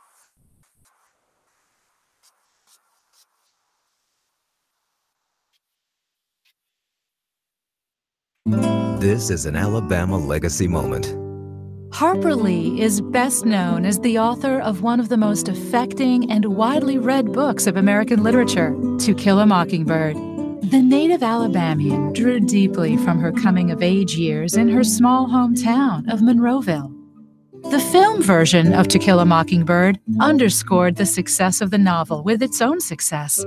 Sponsored by the Alabama Bicentennial Commission, the ABA, and this station. The skills you can develop as a soldier in the Army National Guard can give you an edge in the high-tech job market of tomorrow. The Guard offers career training to take advantage of your skills in science, technology, engineering, and math that can help give you a leg up to a high-paying and rewarding STEM profession. Get a head start on your career while earning money to pay for college. Log on to NationalGuard.com to learn about all of the STEM career opportunities in the Army National Guard. Sponsored by the Alabama Army National Guard. Aired by the Alabama Broadcasters Association and this station. An Alabama legacy moment. Ruby Pickens Tart was one of the foremost chroniclers of folklore, folk music, and narratives of African Americans in rural Alabama. She helped to fill the manuscript and music collections of the Library of Congress and the Federal Writers Project. Ruby Pickens Tart continues to affect the world of folk music and culture as her notes are rediscovered by a new generation of scholars and musicians. She was inducted into the Alabama Women's Hall of Fame in 1980.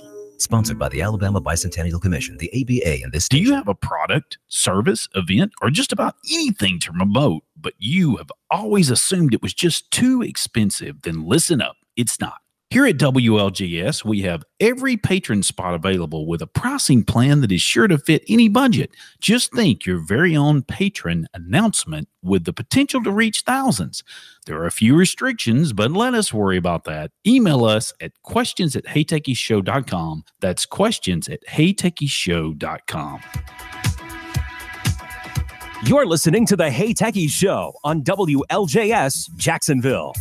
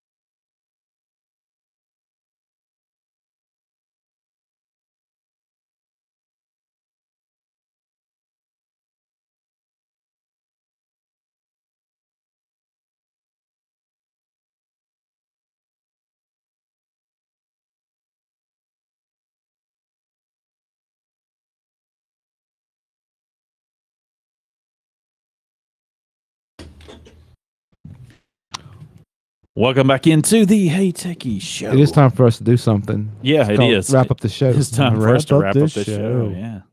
But what are we going to do with wrapping up this show? Hey, did you know this? Did you know that apparently Microsoft, according to an article and from a blog post that Microsoft has posted, they're going to up the prices on Enterprise 10. Windows 10 Enterprise editions will cost $84 per user per year. $84. What is it currently? I'm not sure, to be honest with you. Let's see. And then let's see. Microsoft also is discontinuing Windows 10 Enterprise E5 per device as of October 1st, 2018. Only the per user version will remain, which costs $14 per user per month or $168 per user per year, according to the blog post. What's the difference between Yeah, E3 and I know the per user version? I know. I don't have Windows 10 Enterprise E3 costs $84 per user per year. Man. Yeah. Well, that's just, I mean, but we called it. We knew this. But yeah, Windows is a services company, a hardware and services company. Yeah. Well, as have they said services? I thought they said. I've heard that before. Okay. As a friend said to me, he said, well, he guessed they have made their goal, their saturation. He didn't say market share goal. Yeah. That's what his theory was, which I can see that. I mean, that's a valid theory for sure. Why they're raising the price. Well, speaking of money and sales and all that stuff, Apple's iPhone 8 Plus was the top selling iPhone in the US during Q2 of 2018. About that. And that's not What'd you say? the Apple iPhone 8 Plus, Yeah, which is the phone I have. It was the top selling iPhone in the United States during Q2 of 2018, second quarter. I can see that. I think I know somebody that just bought one. The Apple iPhone 8 Plus was the number one selling iPhone in the United States during the second quarter of 2018, according to new data shared today. Have you looked by Consumer Intelligence Research Partners? Have you looked more into that their little upgrade program, whatever it's called? Yeah, I'm doing it right now. Are you? So you're paying the whatever a month that includes. It includes Apple Care Plus, and after you make 12 payments, you can go ahead. Yeah, you can trade it in. I'm telling you, if I had an iPhone, that's totally what I'd do. Yeah, I've been very happy with it. And you hadn't even used your upgrade yet. No, I'm not. I haven't had 12 payments yet. Yeah. But I mean, when will that maybe later this year. Oh, okay. So when the new phones come out, I can see if I want to and just keep jump to the paying what new you're one, paying. jump to the new one, or just keep going with what I got. Depends on how awful it's got Apple Care on it. Where'd you get that article? I don't see it on. It must be something you just searched up. Or It's up there. It's from Mac Rumors. Well, it's under the rumors. Also, older iPhones continue to be popular. Oh, I see it. According to this research, older iPhones continue to be popular as well, with the iPhone 7, 7 Plus, the SE, the 6S Plus, and the 6S making up 46% of total sales during the same point in time. Wow. That group of phones is making up nearly half of iPhone sales. In the U.S. Yes, U.S. during the second quarter of this year. Wow, that's interesting. Apple's Q2 2018 sales are deviation from its Q2 2017 sales, where the iPhone 7 and 7 Plus, the flagship phones at that time, made up more than 80% of sales. So people are holding on to these devices longer. Yeah. Even with upgrade programs, even like the big carriers have similar programs where after you make 12 payments, you can still upgrade. I would not buy a phone from I know, a but carrier I'm to just save my life. I'm just saying, like these upgrade programs are not just Apple centric. Yeah, that's very interesting. I guess that the iPhone 10 is not the most popular phone, and that people tend to be holding on to these older phones longer. It looks like, I'm trying to read this chart because it's like maybe 17% of total sales, 18% were the iPhone 10, and the 8 Plus is like 20 some odd percent. I don't think you were here for the week whenever we talked about I guess it was the Pixel 3 rumors. Mm-hmm. Not really excited. You're not? So you think you're gonna make the switch this time? No, think I'll hold on. I think it's just going to be an iPhone 10 with a Google stamp on it, and Android OS, essentially. Okay. So you just better. So what would it? Let me ask you this. We got 5 minutes left. So what would it take what would it take for you to switch to an iPhone when the next one comes out? Oh man.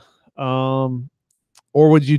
Or Verizon would have to do truly unlimited data, unlimited as it is in the dictionary, not in their marketing propaganda or whatever. You would go to Verizon if you got enough. Yeah, if I was gonna do a carrier, it'd be Verizon for sure. So you're still Project Fi, right? Yep, still Project Fi. Okay. They would have to offer truly unlimited. Truly, not their commercial. But let me ask you this: unlimited. Carrier aside, I'm talking about the hardware. Yeah, I mean, that's probably what I'd do. If I were going to swap carriers, I would also swap phones. Well, I know that, but I'm saying let me back up. Okay. The current phones that are offered by Apple. What would I get? Yeah. Do you like any of those? If you were to make a decision today, or what would you? Is the iPhone 10 like this size? Yeah, it's a little bit smaller screen than the Plus, 8 Plus. Oh, really? Yeah, it's a little bit smaller. Not much. It's kind of between this and the regular iPhone. It'd be between that or the Plus. But would you wait to see what Apple's going to do at this point in time? We're in August. I would wait. We're probably 6 weeks Absolutely, out. I'd wait. Yeah, I'd wait. Yeah.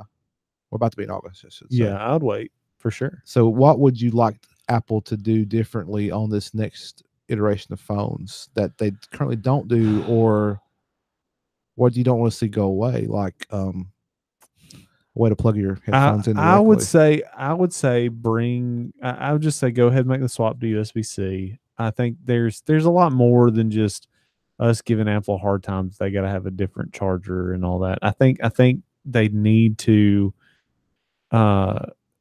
quit differentiating themselves on things that don't matter. And get with the program on stuff like that, because but they're brave. Yeah, I'm brave in my behind. Yeah, sure. I will say iPhones usually have very good speakers. Even usually if it's just the one at the bottom, they're actually pretty good. But I enjoy front facing speakers. I did not realize how much I actually watch video on my phone. What's interesting though, you talk about speakers, like the speaker that's where you put it up to your ear. Yeah. If I just sit it out and start playing music, yeah, I mean, that's like a real speaker. It's not Yeah. just it's using that plus the speakers on the bottom. Sure. I would say You know. I would say do that. I mean, I think they built a solid phone. I don't get rid of the notch if they're wanting to do a truly back edge to edge this. phone. Notch or notchless. I would say get rid of the notch if they could, and put the fingerprint ID on the Apple. That would make so much sense. It was so obvious. Golly, that was so obvious.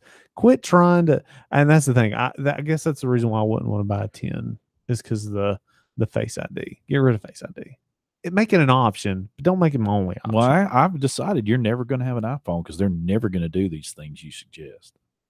That's never going to happen. They're never going to put that on the back for the Apple logo. Oh yeah, because that's what Google does.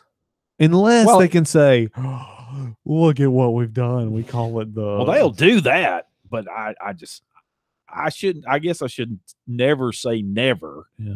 But I find it highly unlikely that they will ever. I just felt do like that was a great opportunity that they just missed out on. It was so obvious.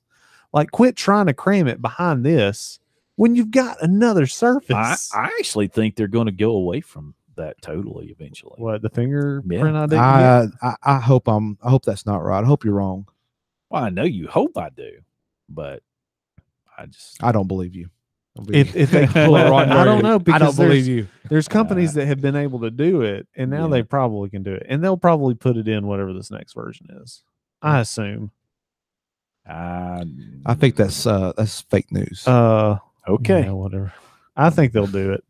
Let me see your phone. I think they'll get rid of it eventually. What would I change? I really don't mess with my wife's phone a whole lot. And I'm very satisfied with my 8 Plus. I will say, it would take. I'm not really chomping at the bit to upgrade, even though later this year I will be able to because of the upgrade program.